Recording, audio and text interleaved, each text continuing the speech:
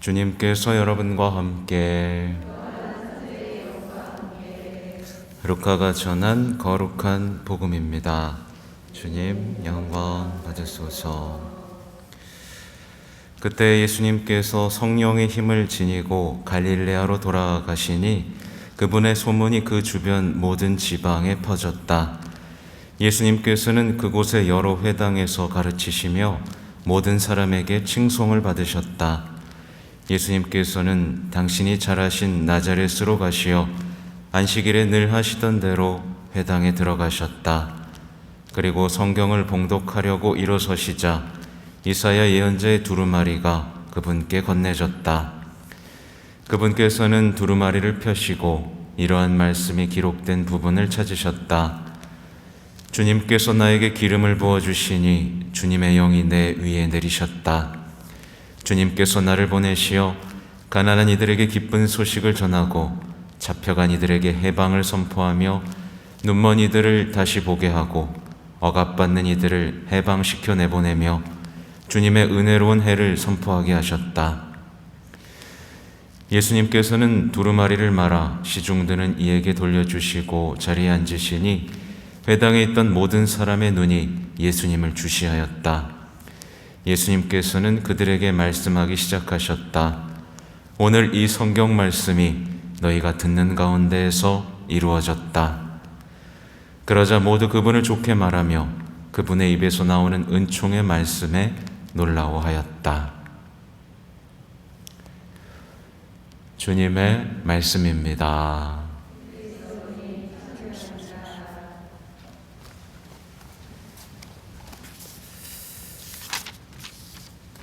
기도하는 가정의 해, 주님 저희와 함께 머무소서.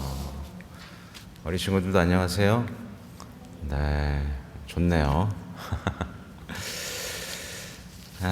오늘 요한 1서의 말씀에서는 하느님이 우리를 먼저 사랑하셨다라는 내용이 있어요.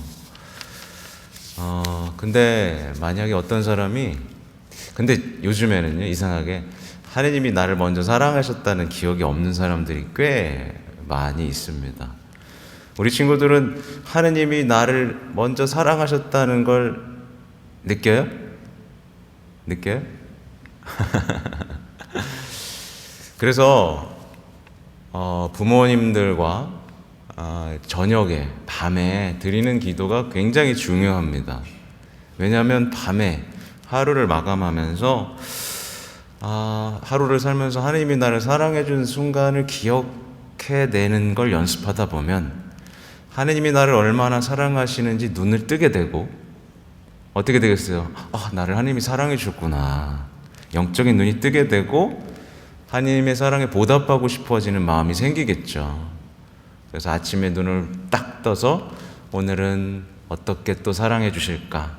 어떻게 사랑을 보답할까라고 출발하는 게 그리스도인의 아름다운 모습입니다. 근데 오늘날의 세상은 어떻게 방해하죠? 악마는 하는 일이 있어요. 기도도 못하게 만들 뿐만 아니라 우리가 사랑받은 적이 없다고 느끼게 만듭니다. 난 한 번도 사랑받아 본 적이 없어. 심지어 우리 친구들도 나중에 크잖아요? 그러면 엄마 아빠가 날 사랑한 적이 없어 라고 생각할 때도 온다. 엄마 아빠는 날 사랑해 준 적이 없어. 난 내가 컸어. 이렇게 생각하는 사람들이 있어요. 왜냐하면 엄마 아빠에 대한 고마움을 잊어버렸기 때문에 그런 일이 생기죠. 아무튼 악마가 하는 일은 우리가 사랑받았던 적이 없다라고 생각하게 만들고 또 우리가 일상적으로 죄를 지으면 영적인 눈이 닫혀서 어떻게 되죠? 하나님의 사랑을 못 알아보게 만들어요.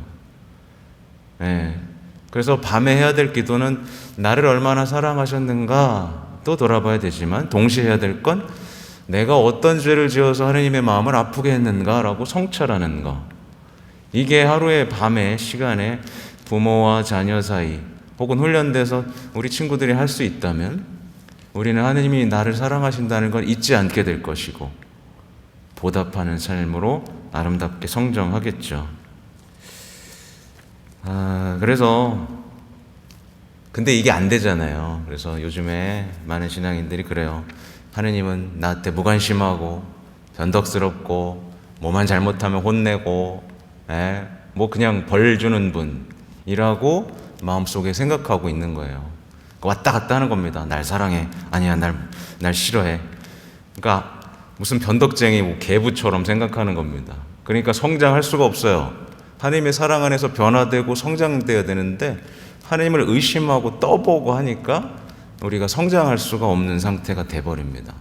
우린 정확하게 알아야 돼요. 하나님은 사랑이시고 나를 위해 목숨까지 내놓으셨다는 것을 명확하게 해야 되죠. 그래서 하나님이 나를 먼저 사랑했다는 것이 이제 회개의 시작인 것이고 그 사랑에 보답해 주고 드리고 싶다라고 마음 먹고 살아가기 시작하는 게 신앙의 시작인 겁니다. 신앙은 단순해요.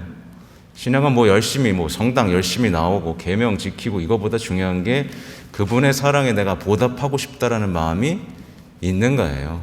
그분을 어떻게 하면 위로해 드릴까? 그분을 어떻게 기쁘게 해 드릴까?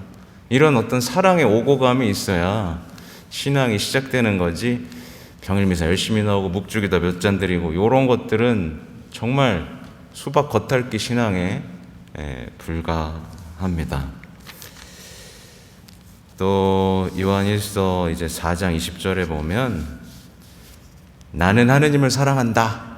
우리 친구도 하느님 사랑해요? 근데 형제를 미워하면 그는 거짓말쟁이래요. 이게 재밌는 게 왜냐면 우리 친구들이 하느님을 많이 사랑하는데 요즘에 우리 친구들을 만나보면 느끼는 게 뭐냐? 형제가 너무 미워. 꼴 보기 싫대. 그래요? 근데 하느님을 사랑하면서 내 언니, 오빠, 누나, 형하고 잘 못 지내는 건 거짓말쟁이인 거예요. 거짓말쟁이라고 나와죠. 왜냐하면 이유가 그래요. 내가 하느님을 사랑해요? 하느님을 사랑합니다. 근데 하느님이 사랑하시는 건 내가 싫어해. 말이 안 되죠. 내가 하느님을 사랑하면 하느님이 누굴 좋아해요? 내 옆에 있는 형제 좋아하고 내 옆에 있는 엄마 좋아하고 내 옆에 있는 아빠도 다 좋아. 사랑하시는 게 하느님인데 하느님을 사랑한다면서 내 옆에 있는 사람은 싫어하는 거예요. 당연히 거짓말이죠. 그죠? 그러니까 하느님을 사랑하면 하느님이 사랑하시는 것을 함께 사랑할 때 하느님을 사랑한다 라고 말할 수 있겠죠. 그죠? 이해가 되죠? 네. 그러니까 우리는 항상 하느님을 사랑할 때 하느님이 사랑하시는 것을 나도 사랑하는가? 이렇게 돌아보면 아주 좋겠습니다. 뒤에 이어지는 내용은 비슷해요. 마찬가지입니다. 하느님을 아버지라고 여기고 내가 하느님의 자녀라고 생각하는 사람은 옆 사람을 보면 다 형제로 보이는 겁니다. 이게 프란치스코 성인이 느꼈던 거죠. 프란치스코 성인이 하느님을 하도 사랑하다 보니까 옆에 있는 사람들이 다 형제인 거예요. 하느님의 자녀인 겁니다. 그러니까 너무 사랑스럽죠. 그죠? 네, 그게 연결되어 있습니다. 그래서 하느님의 사랑과 이웃사랑은 연결될 수밖에 없는 게 그 사랑이 하느님의 자녀라는 공동체를 이루기 때문에 그렇습니다. 그래서 용서해야 되는 이유도 마찬가지인 거예요. 내가 누가 나를 나쁘게 했다. 나는 아프지만 하느님을 사랑하면 하느님이 얘 때문에 얼마나 아플까를 생각하면 용서하고 그 사람이 회개하도록 기도할 수밖에 없는 거죠. 그죠? 근데 여기서 이렇게 안 가고 왜 나는 하느님이 사랑 안 해주고 이 사람한테 내가 이렇게 당하는 거야 이렇게 되는 건데 우리가 얼마나 하느님을 사랑하느냐에 따라서 용서로 나가느냐 미움으로 나가느냐가 여기서 결정되는 거죠. 그래서 결론을 내리면 내가 하느님을 사랑하고 있는지 사랑하지 않는지를 확인하는 방법은 내가 형제를 바라보는 시선이 어떤가, 그리고 또 밑에 오늘 나오지만 주님의 계명이 힘겨운가 아니면 힘겹지 않은가, 이것도 하나의 사랑에 대한 기준입니다. 그래서 하느님을 사랑하는데 사랑하면 똑같이 뭘 사랑하죠?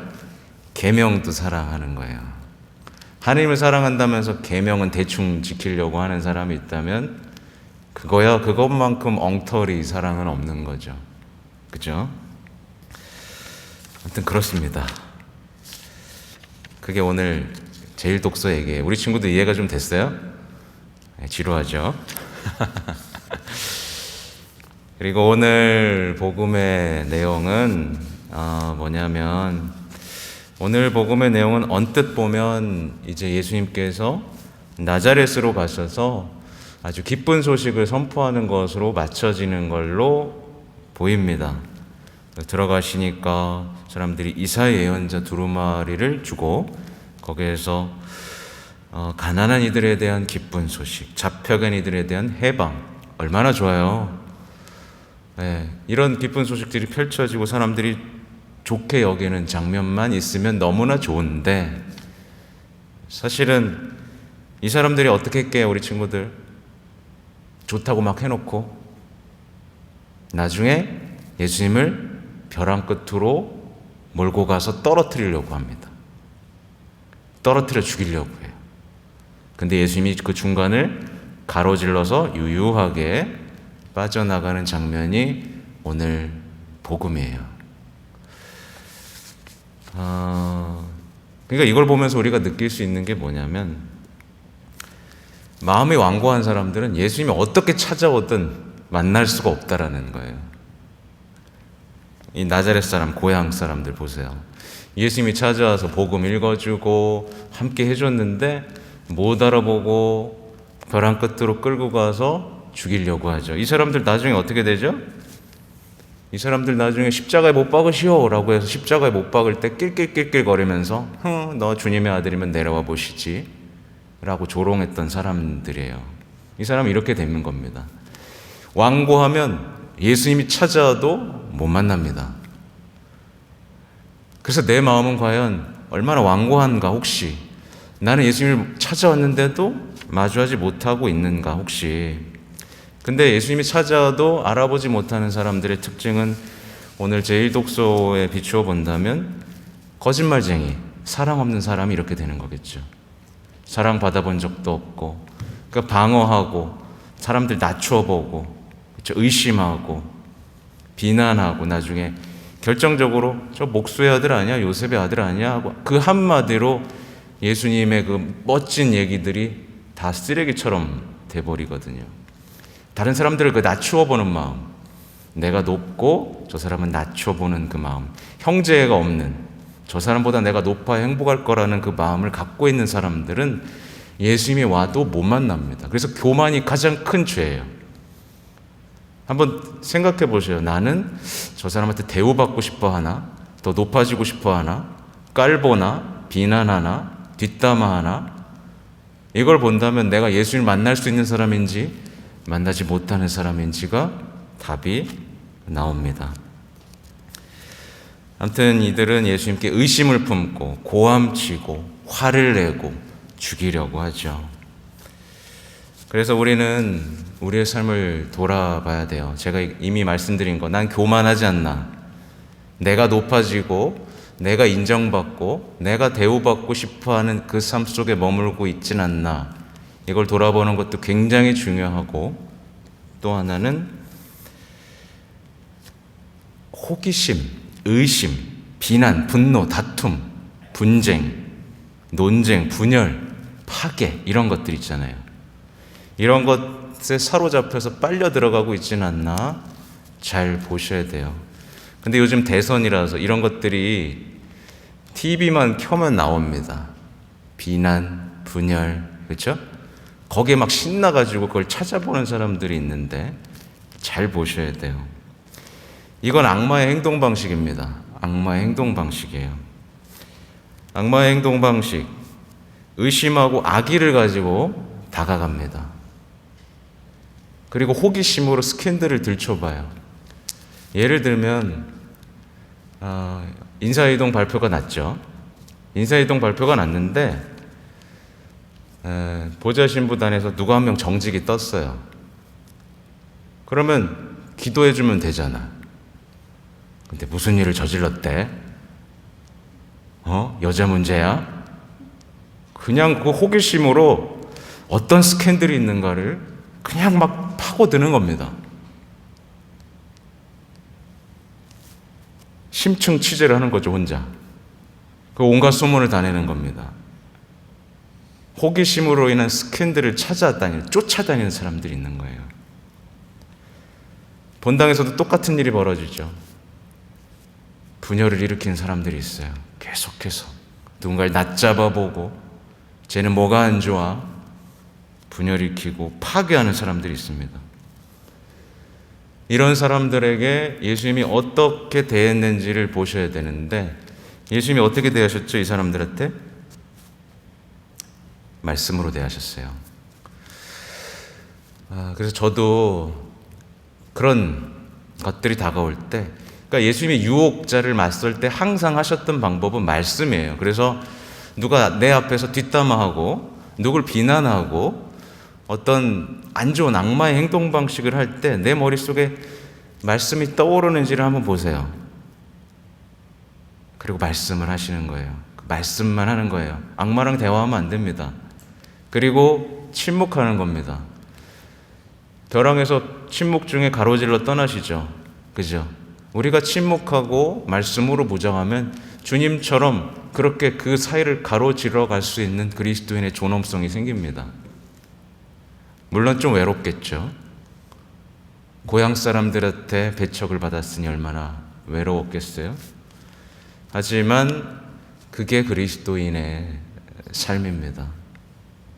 말씀과 침묵으로 악마의 행동 방식에 맞선다면 우리는 승리하는 사람이 된 거예요. 사랑은 이깁니다. 사랑은 세상을 이기고 믿음은 세상을 이기죠. 예수님이 비록 세상에서 패배한 것처럼 보이고 지는 것처럼 보였지만 그 길은 승리의 길이었던 것처럼 우리가 예수님의 뒤를 따른다면 사람들은 우리를 보고 손가락질하고 저렇게 뭐하러 살아라고 얘기하겠지만 우리는 뭐예요? 승리하는 길을 차근차근 가고 있는 사람들입니다. 부디 스캔들 찾지 마시고 악마의 행동 방식에 동의하지 마시고 성경과 침묵으로 예수님 뒤를 따라다니는 분들이 되시기 바랍니다. 아멘.